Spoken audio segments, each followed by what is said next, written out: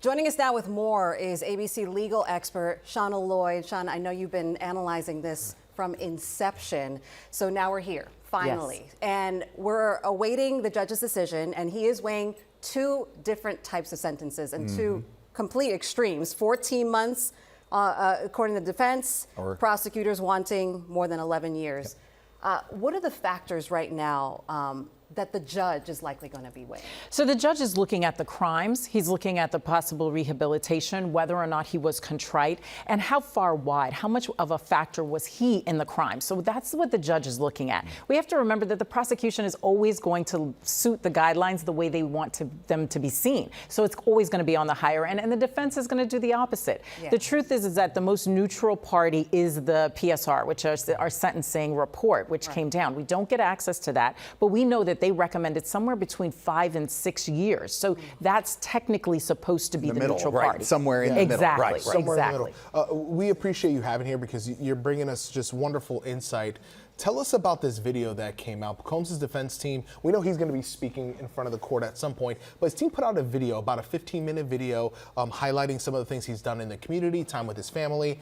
One, what do you think about that video coming out now? How likely are we to see that in court? And is this normal that defense, clients have videos like this in court? So the video itself is not usual, right? Most defense clients are not putting out a video. But if we think about the nature of who this is and what he's done, this is the way he speaks to the community at large. So seeing the video, I'm not necessarily surprised by it. Will the judge take it into account? I'd be surprised if he allows it to be played. This is a judge who goes by the rules. He's going to say, if you would like to speak, then please speak. I think that's what I'm expecting. I do not expect that he's going to allow the video to be played.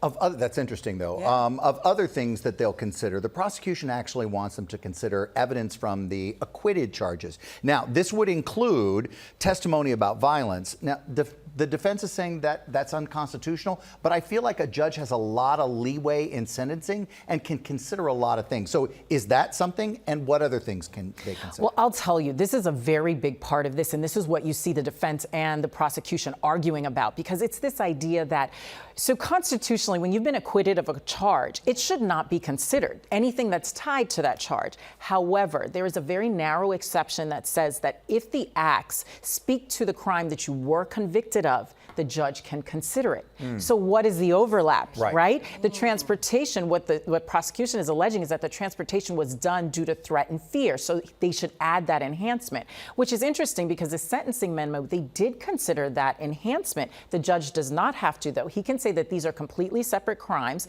and therefore I will not use this information, which brings us even further lower down that sentencing guideline. Okay, well, so that's one part of this. What about victim safety? Because we know that there were at least 6 letters, I believe, that were submitted to the judge, one of them from Cassie Ventura, once again.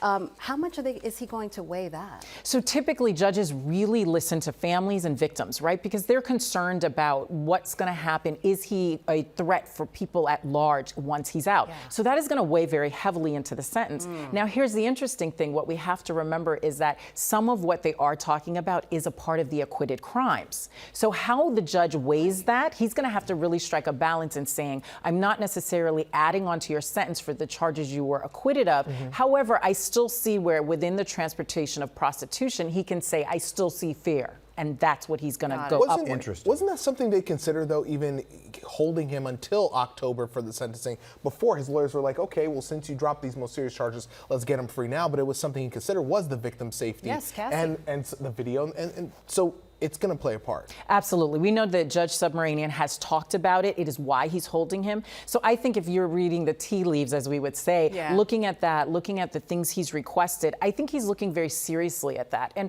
whenever you have these types of charges and these types of crimes, judges want to be sure that people and victims feel protected by the legal system. Because they came into the legal system to testify, so they feel like it's their responsibility. I hope we can still have access to you, Channa, because once we know what the sentencing is, we would like to know what is going to happen next. I'll be here. We want to take another live look really quickly at the podium outside of the courthouse in Lower Manhattan, where right now Sean Combs is going to learn his sentence at some point today. And we're going to bring it to you live, of course, throughout the show, on air, online, as soon as that sentence comes down. Channa Lloyd, thank you so much. Always a pleasure.